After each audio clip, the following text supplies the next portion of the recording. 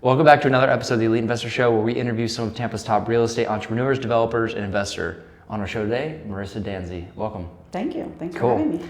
So one thing I definitely want to cover, we might get into this later in the show, is you have the unique experience of being an agent in two totally different markets. Yes.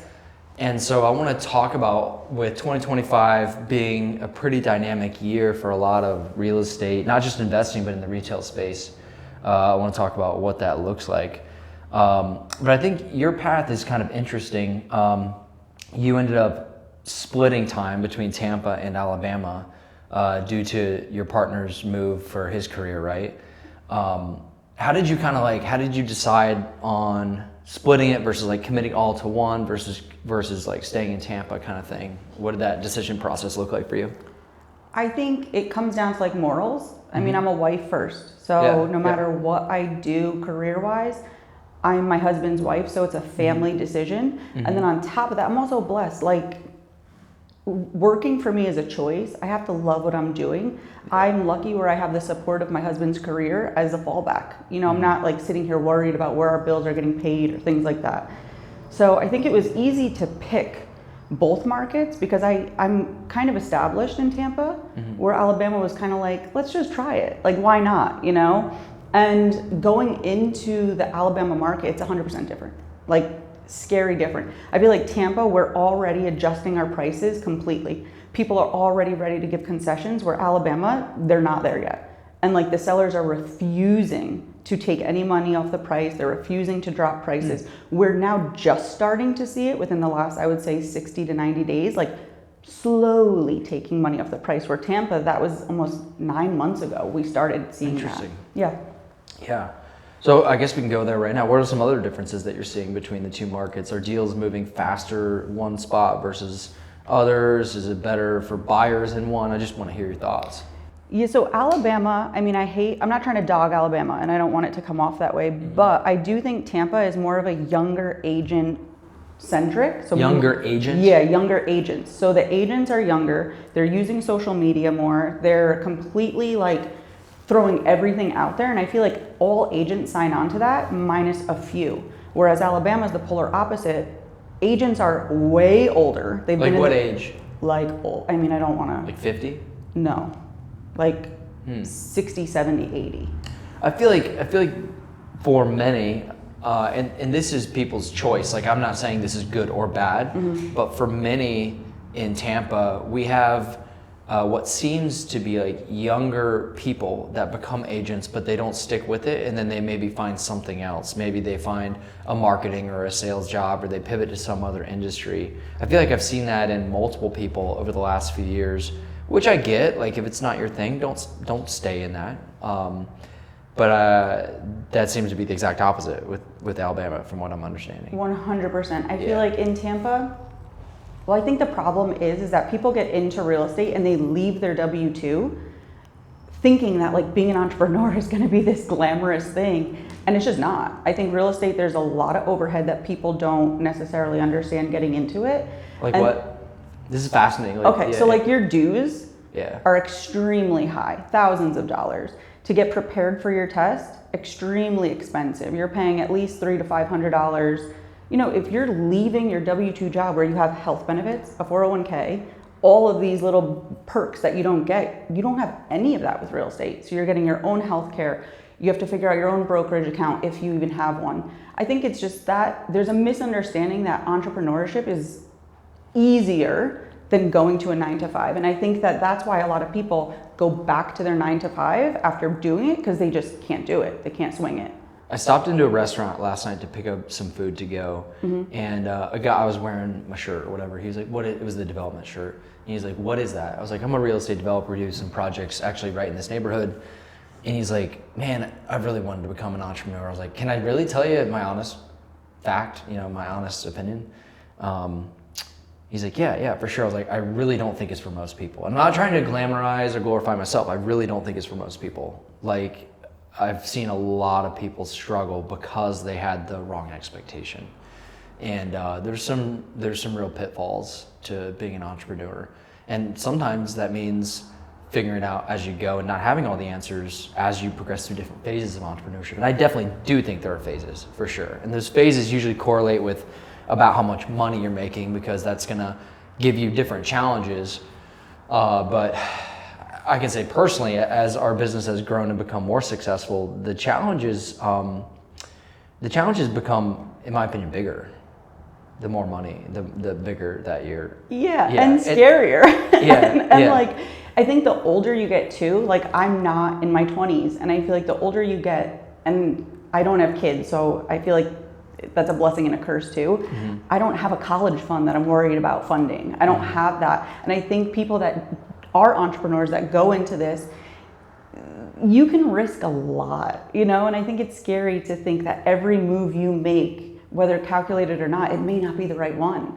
And I think that's the risk. And a lot of people go into it, I don't know, there's like this, I've always been commission based. So I feel like I've never had a W-2 job. I've never had that. So I don't know what that's like, but I do hear from people just in conversation, new realtors, old realtors, people that are exiting the business, that I feel like people come to me. I was a hairstylist. So naturally people want to just like lay their emotions on me. Yeah. And maybe we'll do that. That's fine. You listen, I'm like I'm trained at having a bucket. Whatever you dump in my bucket, I dump it right out and keep it moving. All right. So I don't have this, like, I'm not entangled in anyone's life. All right. I do feel like people just have this way of making entrepreneurship seem easy. And I think when you have to create income, there's nothing easy about that. You know, as an entrepreneur, I don't think, this is mostly true. I think there's maybe 1 or 2% exception to this guideline. You're not going to be paid for your ideas. You're going to be paid for your consistency.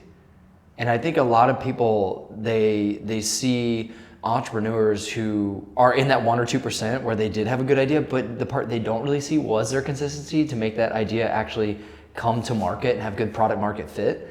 And it's bewildering to me, because it's like, man, you just didn't have good assumptions maybe. I also think people are called to do things. So like, I talk about this with my husband all the time, because what he does and the specialty that he has, he was anointed to do that. He was called to do that. Doctor, right? Yeah. And like, he's a very specialized physician. And there's something about that that's like, I'm envious of that, because I felt that in the hair business, but when I retired, I lost that. So going into real estate was like, I was already doing rentals. I was already doing all this stuff. You might as well. I was not called to do it, right? You, on the other hand, I think we're called to do it. Most people think that they can go into a business and create money, but what they don't understand is there's a level of a calling that has to piggyback with your idea, it becomes an obsession almost. So like, for my husband, he was obsessed with becoming this like pinpoint of a person in his career. I think that's the lack.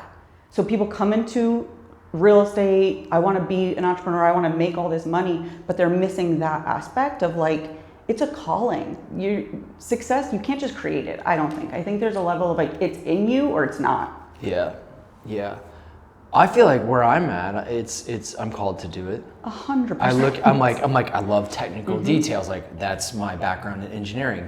I love developing myself as a leader. That's the team aspect of things. I love lifting other people up who need some guidance and some clarity and some support on things. Like, that's the community aspect. And so I feel like when you get bored though, I have personally seen you pivot.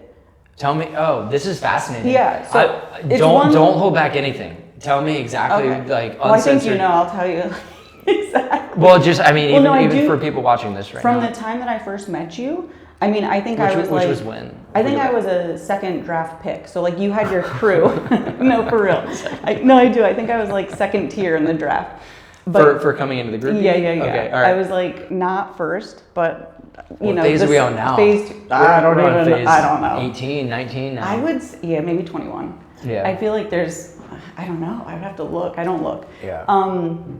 But I do feel that when I first met you, you were like a little boy version of what you are now. Thanks. Which, no, I don't mean that in a negative way, but I feel like you have grown so much in your career in 3.5 years. It's insane. And I think if you look back, you're probably super hard on yourself. But everyone looking at you has a very different story. They're like, wow, he's done this, he's done that. Like, now you're doing what? You're doing lot splits and You're selling the dirt, We're doing a lot of land development, and then some we take vertical, some we don't. Last year, you were focusing more on going vertical, and you were still a realtor, right? Like you were still doing transactions. Q1 of 2024 was the last time I put emphasis on doing transactions, and I was noticing some things about myself and really like putting time into that space, and so I intentionally made the decision to focus more of my time and energy elsewhere.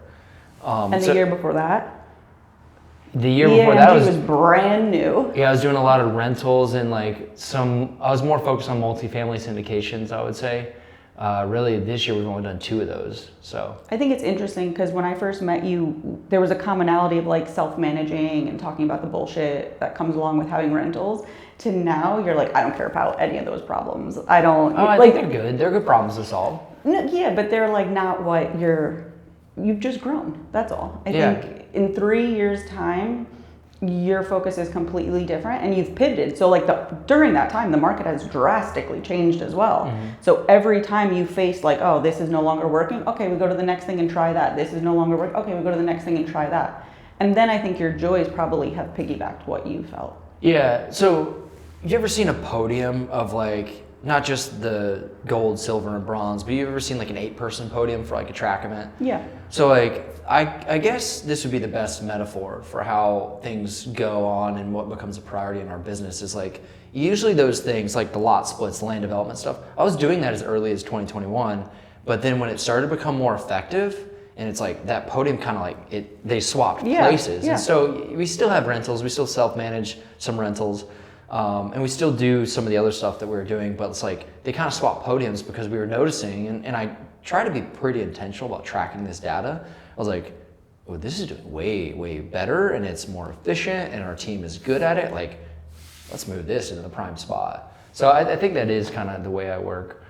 But I appreciate the kind words about our growth. I am hard on myself. I think to expect growth and not also expect have high standards for yourself. Mm-hmm. Those don't, you're not gonna have one without the other. Yeah. So I think when it comes to other people though, they'll put all their eggs in one basket, it won't work. Then they'll go to a whole new basket, it won't work. Then they go to a whole new basket. And I don't think it's the basket, I think it's them, passion, commitment, becoming obsessed. I think most people, from what I've seen, this is like an average kind of person, I would say, they don't spend enough time to get in enough reps to then collect enough data to make an informed decision like, should I stop doing this or should I continue? When I kind of stepped away from working directly with clients, I had done several tens of millions worth of transactions. So it wasn't like 2 challenging deals or 3 challenging clients or anything. It was like, I'm done with this. It was like, hey, it's been good. We did 30 million. I did 30 million of sales volume. I forget what the number is. I could look it up. In the last 2.5 years. And what I'm noticing is, we need to swap podiums a little bit. So I try to make sure I spend enough time on something to get the right data before I really make a decision. Because you ever seen that little illustration where there's like a guy going to mine for gold? You've seen the 2? There's like 2 versions, and he's like down there, and the guy walks away when he's like half a foot away from where the gold is, versus like the persistence of just going through. I think on some levels that is true, and then I think on other levels that leads people to believing that there's gold there and there's actually not. Like you went too far and you should have done something else. Yeah, I agree. Yeah, but people feel that out in their own way. So cool. So what does growth look like? We've known each other for a few years now. Like, what does growth look like for you since you first started as an agent? Like your investing stuff, also working with clients, to where you're at now. I think it's more like on a business scale, it's incredible. I mean, my husband went from W-2, we transitioned him into 1099, which has been like mind-blowing for us to see. I wouldn't say life-changing, but it's definitely cool. We're in the driver's seat of his career and my career, which changes our whole structure. Yeah. And now we've always been focused on tax strategy. That's the whole reason why I became a realtor. It's the whole reason why we've ever had investment properties. I hate the term, what is the term? Like generational wealth. I hate that term because I don't believe in it. But we're more on we want this life Yeah. Let's create it the best way we can without paying all these taxes. And let's get into that 5% income tax bracket, or let's get into that growth. So we more focus on like making the most amount of money within our parameters of what we both do, using tax strategy on my end as a realtor. Yeah. So I don't focus on making the most amount of money a year. That's not my goal. My goal is to get the best tax return for his income with giving me the time to go between Alabama, Florida, to live that freedom life. Yeah, a sharp investor once told me, don't let the tax tail wag the dog. Do you feel like for you guys got to kind of balance that out? Or do you feel like each year maybe you're almost having to go buy a deal so you can get some bonus depreciation on it? Or like, how do you guys manage that for you? Yeah, this is the first year that we are kind of in like a pickle, but I will say we had a conversation at the beginning of the year where... You and I did? Or? Yeah, you and I did. And it was about equity. And I had a rental property that I had been like teetering for years on selling. And then finally, when you look at the numbers, like that money in the stock market would have done better than in the house. And at the end of the day, yeah, we were getting cash flow. We're getting all the tax benefit. But at the end of the day, there was a lot of cash there that I couldn't cash out refi. It was better to rip it out of the deal and do whatever else. It doesn't really matter what else. Anything would have been better than my equity. It wasn't growing. So I think it's not always tax strategy. I think that's our focus. Yeah. But it definitely does help make certain decisions. Like that was the first time that we kind of neglected the tax strategy and went full blown on like cash on cash return. Like this isn't working. Yeah, I had a talk with a teammate yesterday, and every year I've made more money since like 2019. So of all the last 6 years, 2019 I made the least, 2020 I made more, 2021 I made more than that, 2022 I made more than that. And so he was feeling really discouraged. He was like, dude, I have to basically sell a deal because I just filed my taxes with the extension October 15th. I had like a $20K tax bill, and that's really disappointing. I need to figure this out. I was like, hey man, if it helps you feel any better, 2020 I had a $35K tax bill, and I haven't paid taxes since, legally, because of real estate. Because I do all these tools that are actually pretty simple in nature. You just have to learn a little bit more about them and then implement. Not every single deal will be the right thing for the right tool, but I haven't paid taxes since 2020. Yeah, I think a lot of people, like this one particular house, I think everyone wanted me to 1031 it, but I didn't want another rental. Like I just didn't want to go down that road, and I didn't want to feel pressured. So sure, I don't think we'll pay a lot of tax on it. I don't think it'll hit as hard. I actually was sitting down last night and like going over it, and I'm like, all right, what do we got to do? I have 2 months to figure this out. But you could do like a poor person's 1031, which is like buying like a poor man's 1031 is not doing an actual 1031, selling the deal, and then going and buying a deal that gives you good bonus the same year. That's what. So we're looking at a farm right now.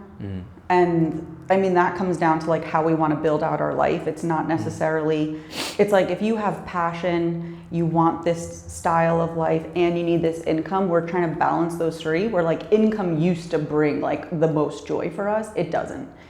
More money is not going to change our life. Really, we want to have that balance and enjoyment. So we want to create an ecosystem on a farm where we can write off everything through the farm, have a legit farm where you do Christmas photos and, you know, Halloween photo, like a real cutesy idea, but it's 100% write-offs. You can write off truck, maintenance, depreciation on the house. You can set up a little cabin and have Airbnb set up. Like you can use that land in multiple ways. So right now I'm looking to use that money to do that.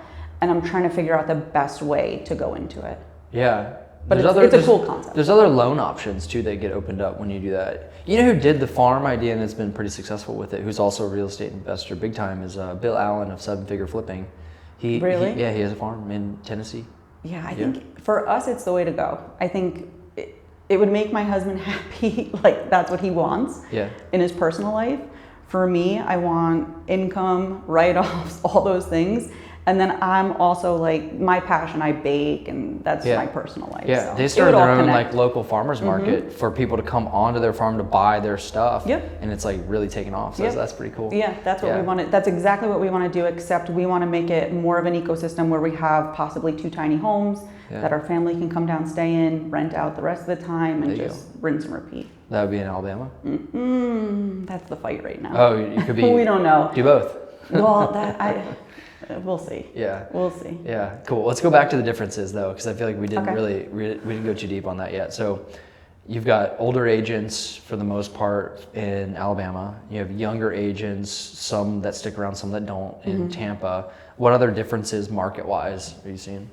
I think the biggest thing is agents, and like I said, this is not an attack on anyone. People run their business how they want to.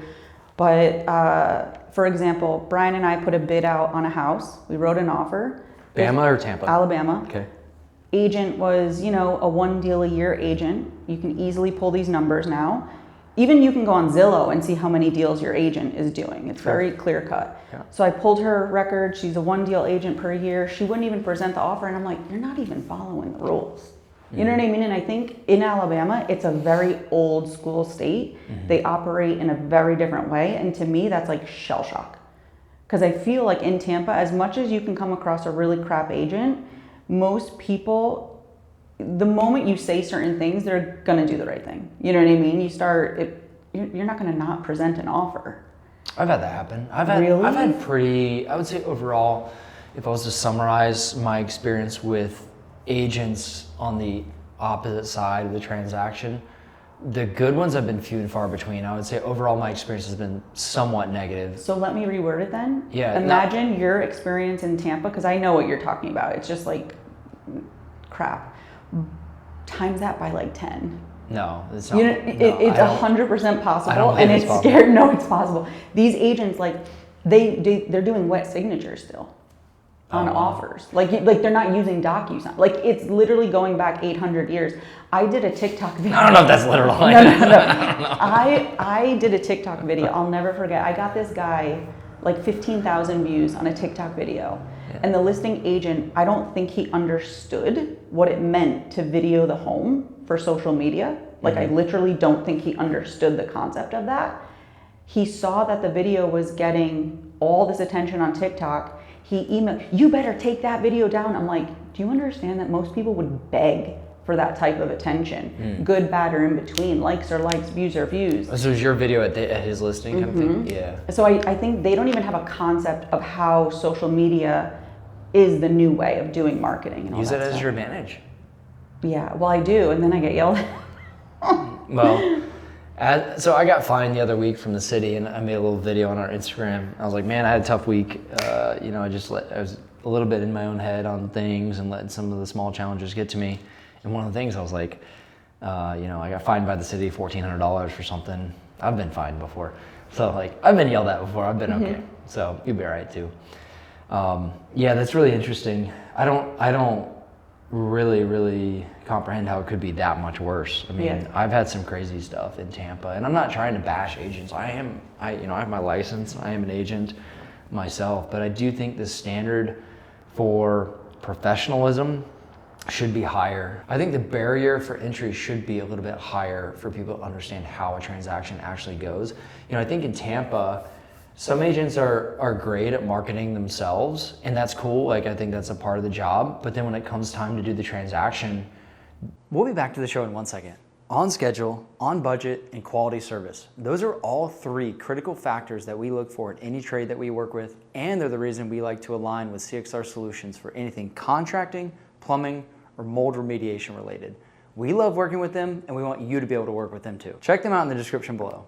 You have like gross mismatch of expectations on a FAR bar as is contract. I'm like, the standard is on this is black and white. It's very clearly defined. Hey, you did a title objection. Like, what's that for? Like, we're still closing on time. I'm like, I'm not doing an addendum on this because it actually says explicitly in the contract what happens now because you guys have a code lead. Like, it couldn't be more clear. And so, I guess relating that to now compared to the passing of time with like a different era of real estate, in 2021, I feel like as an agent, getting someone under contract, like, yeah, my job is done. Like, let's go, next one. But now, like, getting under contract, your work just starts. And the work really, where the magic happens is from the time you're under contract to closing, because like so many little things come up. Hey, let's get them through the inspection period. All right, let's make sure the appraisal goes well. I've seen more code violations than I care to count this year. It's like a thing in Tampa right now, which is fine. You just have to adjust for it. I have an opinion about that. Go. Yeah. I think, and I don't know how political this is, I don't think it actually matters, but Doge came into Hillsborough and they found a gross overspend in Hillsborough, and I want to say $86 million. Yeah, I guess that was mid-year. So I went in and did a ChatGPT search on that, and I looked up code violations, and they employed 645 more government employees in Hillsborough County alone in the last 3 years. How is that possible? How is that possible? 645 employees? So you're saying like code violations, I think there's a lot of overlap where they're screwing things up in the system. There's two guys going out to a job. I think it's a mess. Because how do you train? Like if you think about bringing on one employee, now say 645, and obviously that's firefighters, that's cops, that's this, that there's, they're all over the place. But I think there's a gross weirdo thing going on with the code violations. The 645 number that you're talking about, that includes first responders, or? That was all government employee jobs. So Hillsborough employed 645 more employees. Yeah, we'd have to look into that. So what happens if over that 3 years somebody comes into a job and they're like, this isn't for me a year later? Sure. Does that count as two though, or does that count as one? No, I don't know the details on their hiring. Doge has not come out with the report yet. I'm sure we're gonna get sprinkles over the next couple of months because this is all unfolding, but they just found a gross overspend. The money's gone. And then if you dig a little bit deeper into Hillsborough County itself, we have overemployed people. And granted, I'm sure, let's say 33% of those people quit, fired, retired. There's still that's a lot of employees that we've now employed in code violations. And so I think there's a lot more focus because now they have to justify a spend of $286 million.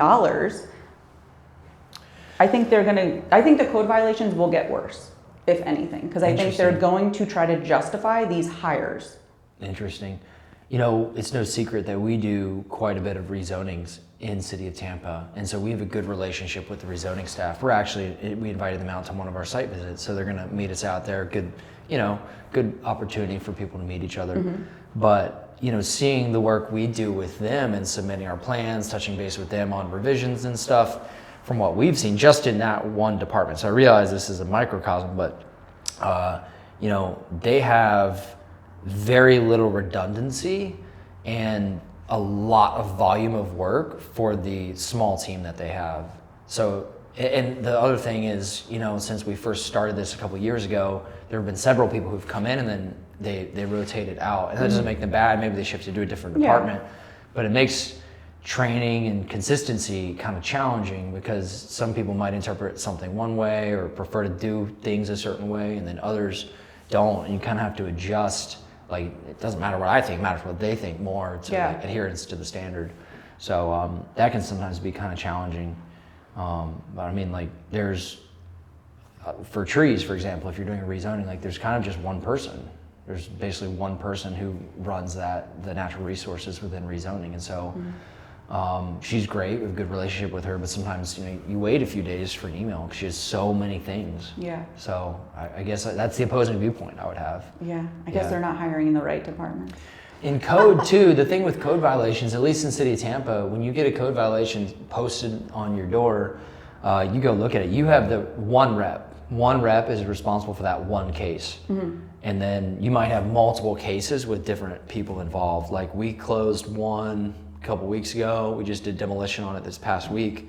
It was like a fire damaged structure. We did a little video about it actually on our Instagram, but it had rubbish and debris, overgrowth, demo order on it, condemned structure with fire damage. Like those are all 4 separate cases. So they all like kind of get tracked differently with different due dates and stuff. So it can get, code cases can get really messy. We're scheduled, fingers crossed, we're scheduled to close on another one this Friday, so in like 2 days.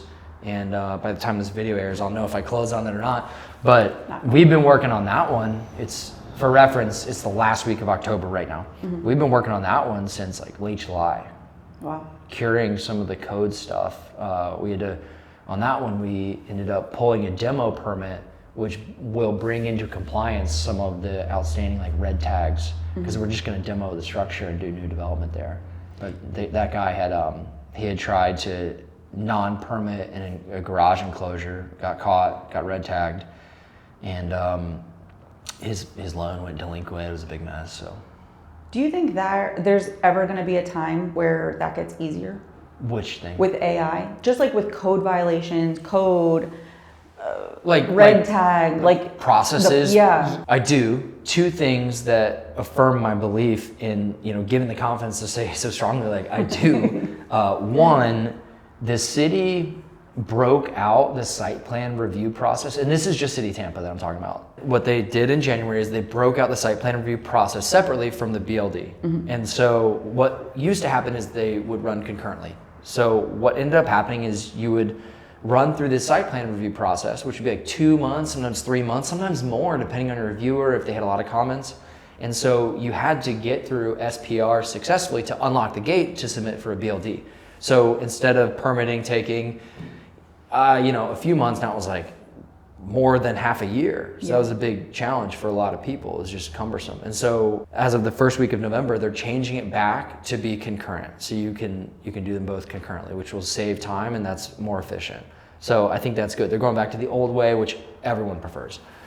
And then the other thing is they are now instituting this AI-involved inspection process. And I think they just put out an article about that like last week. So I think that will be helpful too. Yeah, I think that's going to be huge. I think it leads to certain risks too. There's always pros and cons to almost every situation, but I think those two things alone are steps in the right direction. So I'm looking forward to it. I mean, I like to be efficient. I'm very focused on how I spend time. There's nothing more frustrating than getting a schedule holdback from the municipality with something that was preventable based on like a misunderstanding. Do you think that will bring more builders to the table? The efficiencies? Yeah. Do you think a lot of people just get turned off, like, oh, this is too much, or? No, I don't think that. I think there's less builders that are aggressively pursuing projects now, but that's more of the market than it is like inefficiencies. Okay.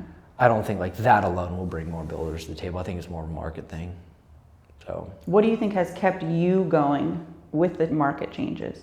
Where other builders are like, oh no, we're only doing a couple projects. Like, I feel like you've doubled down on what you're doing. A few things. I am fanatical about buying right. And I mentioned this to some people the other week. I was like, if you took every deal that we did end up closing and you watched the path of that deal from the first time I ever saw it to us closing, I think what a lot of people might look from the outside in and be like, oh, like he's doing deals, looks pretty easy. I'm like, dude, that deal was 9 months. I don't think you realize the offer that we finally got executed and closed on was my 19th time making a different offer. And we started here, and over time, like they were willing to accept a certain price.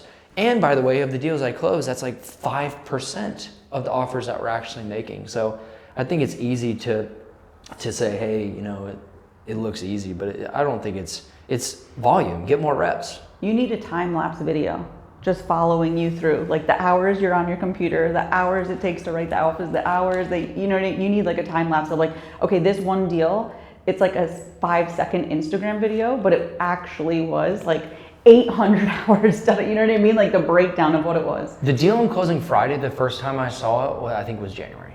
It's wild. 10 months, right? Yeah. And so I just kept my eye on it. If you're watching this and you're looking for ways to grow in real estate, I'll give you 2 tips that might help. One, I don't prepare any of my offers anymore. I have a team, I've trained them to do it. I have a VA, she does a good job. I'm like, hey, 123 Main Street, here's the metrics you need to put in the offer, please. She goes in and she populates it all. All I have to do then is just review, boom, good. That saves me a lot of time. Because if we're making, on a heavy week, we might make 10 offers in a week. And by the way, make the offer. If you're way, way far apart, maybe do it verbal. But if you're close, send it. Send the offer. Even more so, actually I would say exclusively so if it's on the MLS. Like get that offer in front of the seller. That's gonna be helpful. So that's one thing. And then the second thing is anytime a deal comes across my attention that's worth making an offer on, it goes in our follow-up sheet. It goes in my follow-up sheet. If it's from a wholesaler, we put their name there so it protects them. I'm not trying to go behind anyone's back to scrape their deal. And if it's on MLS, we've picked up deals that were on MLS listing expired, listing got canceled, withdrawn, whatever. Hey, 3 months later, did it actually end up selling? No, they're still looking to sell. Let's see if they still want to sell. So we've gotten a few deals that way. But to make the point clear, it's just one thing.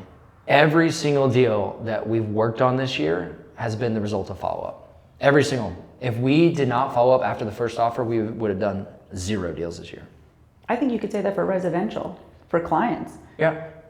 How many deals they go pending, then they go pending. You have to follow up and see, the more times it goes pending, the better it is for your clients and get it for way cheaper. And I feel like the moment that a lot of people are backing out with concessions and after inspection period, they're just saying, they're getting cold feet. Yeah. I don't know what's causing that, but there is this huge amount of people that's doing it. It's really strange. I feel like if you don't follow up for people, what is it, 17% more homes are going back on the market after they go pending? That's a huge amount for clients to just keep looking for that property and do the due diligence. Yeah, it's wild. Yeah, I think there's kind of a secret weapon as an entrepreneur, and it's, regardless of industry, it's this. Be willing to fail more than the average person's even willing to try.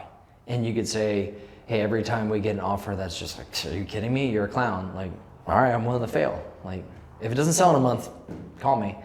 But I guess to bring the point back around to actually the growth in the business, I'm really, really intent to make sure we're buying right.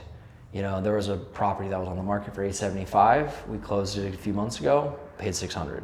So like the deals can be found. The deals can be found. I just think for the average person, they're not willing to go to the lengths to really connect them. And I'm not saying that in a way to celebrate myself. I think, pretty much any person is capable of this. You got to make sure a few things, like you're doing the right technical analysis, and then you have the right access too. Here's another stat. Here's just some data. If you look at the deals, so 54 lots year to date, it's the end of October. We'll probably have a few more, but of the things we either have under contract or we own that we're working on, we've done 54 units of land development this year. And some of we already entitled and we sold, but I count those as, we touched it this year. And that totals across 25 lots. I had a goal of doing 10. So we've wow. Yeah, I'm grateful for that. I have a great team. Here's the crazy stat though. How many, percentage-wise, how many of those deals do you think touched EIMG in some way? I'd probably say 75%. So it touched it in some way. So maybe I didn't get the deal from the group, but maybe I got the loan through the group. Maybe all of them? Or maybe, maybe I sold it to someone in the group, or maybe I did get the deal from the group, but how many do you think touched the group in some way with that lens? I would say majority. You want an exact number? Sure, just a guess. Out of the 54? Yeah. 49? 49%? Mm-hmm. It's been 100%. All the deals have touched one person? Every single deal that we've done this year has touched the group in some way. In some way. That's wild. Yeah, it's crazy. It's crazy. So when I was talking with Jared recently, I guess just to I talk with Jared a lot. Great guy. Shout out Jared Prevost. Great dude. And we were talking about just, I guess, the principle of showing up. And, there's these other ancillary benefits to having great folks around you. Like you can do good business with them. You can have great friends with them. And I guess when it comes to the group, because I'm always going to be there I'm at the site visits, I'm on the calls and stuff. And Jared was like, yeah, dude, I feel like genuinely I've been an OG since day one in this group, and I can say with confidence, if you actually show up and apply a lot of the stuff that's talked about, it's pretty hard not to win. It's pretty hard not to win. There has to be something else going on for people to not win, to where they're not giving it enough attention. But I found that interesting, because when you look at him saying that, and then the fact that 100% of our deals touched the group this year, I'm like, yeah, I would agree. Well, I will say all of the deals because this year I took a pretty large step back from Tampa. Yeah. But I would have to look, but I think all of my deals in Tampa in the last 12 months have been within EIMG too. Really? Yeah. How many was it? How many deals? I think within Tampa it was 4 deals, maybe 5 deals. Some referrals. Yeah. Some, I had a referral from Sean that was a rollover. It was like a double referral that I had to find an agent in another county. And then I listed a flip. Yeah. So, yeah, I want to say the majority of the deals in Tampa were within the group. That's great to hear. Yeah. Anyway, I'm not trying to oversell the group or anything, but it works. Yeah. Yeah. What are you most excited about between now and the end of the year? That's a good question. I think from now until the end of the year, really ironing out my plan with my husband of like putting our dreams with money, with purpose together. Yeah. I think we definitely had like a come to Jesus moment this year where we're like, more money isn't always the answer. Of course we want to make more money. That's always what you're going to do. Yeah. But you also have to find a deep purpose and happiness outside of making money. And I think if we can merge those two things, and there's this like mortality aspect to it, like why wait?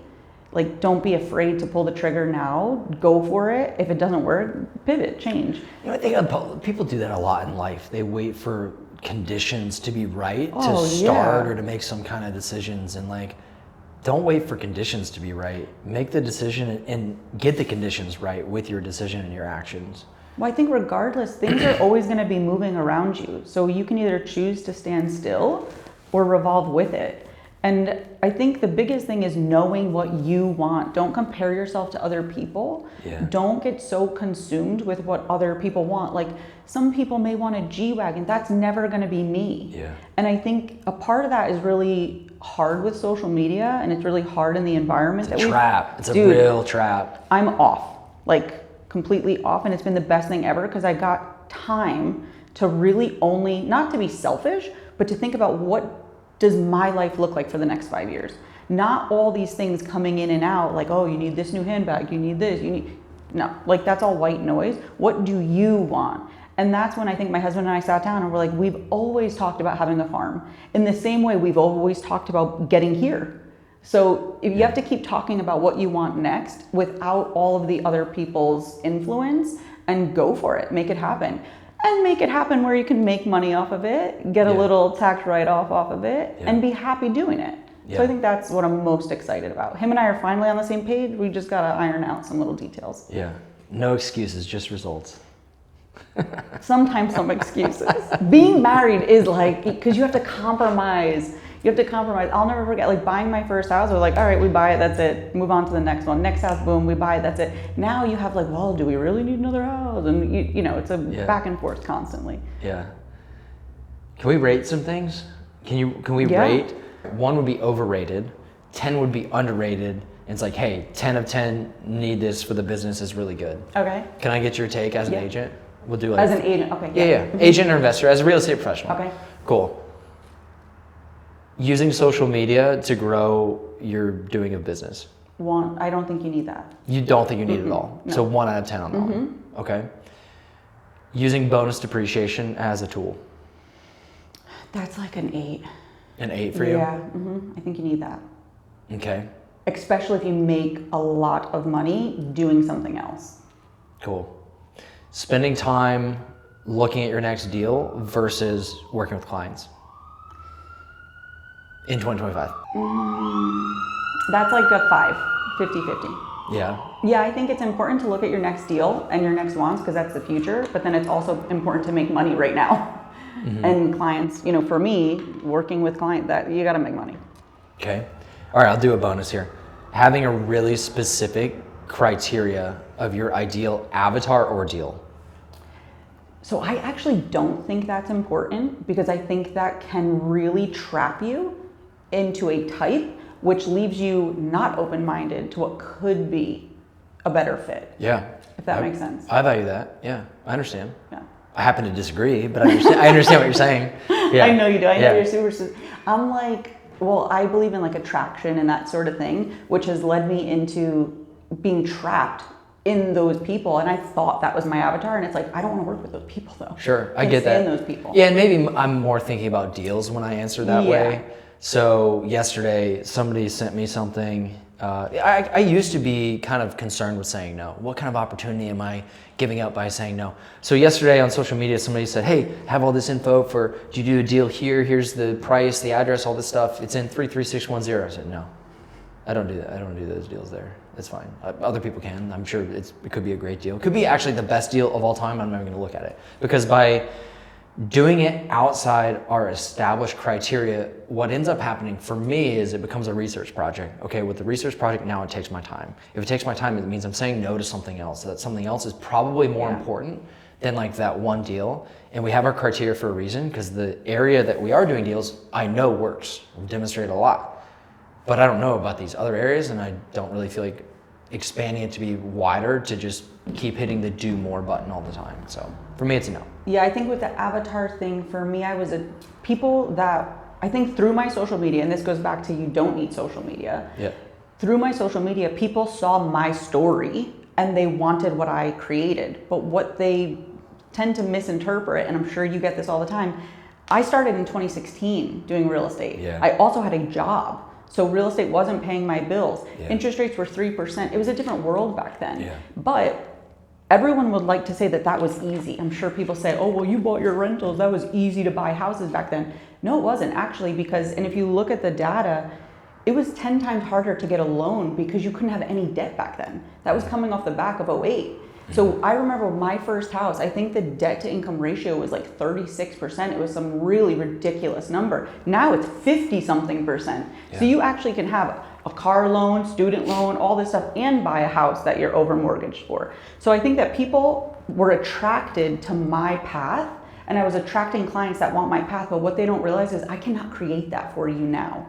What you have to do now is think about how you're gonna generate this picture that you want for yourself. Like, I think with real estate, a lot of clients that were attracted to me, they wanted to create this rental income, and that doesn't exist. I can't make that happen for you. Yeah. So they're getting frustrated, like, can you run the numbers on this? Can you run the numbers on this? And that's where I kind of took a step back, where you just heard me on the phone before. I fired someone within the last 2 weeks because it's like, I can't keep showing you houses and running numbers for you when you're not willing to do the work yourself. If you're gonna buy an investment property, you're about to be a landlord, so you better get your hands dirty. Yeah. You can't just depend on a realtor to make all your dreams come true and then it's gonna be fairies and rainbows. It's not how that works. Yeah. But I feel like clients don't wanna do the work. Like, they don't want to learn, do the numbers. And I think as a landlord, like, I was a hairstylist running numbers for a rental. I had no idea what I was doing, but I made it work. I didn't rely on my realtor to make that stuff happen. Yeah, because the acceptance of risk is going to lie with the landlord, with the owner. 100%. Yeah, I like this metaphor a lot. Like,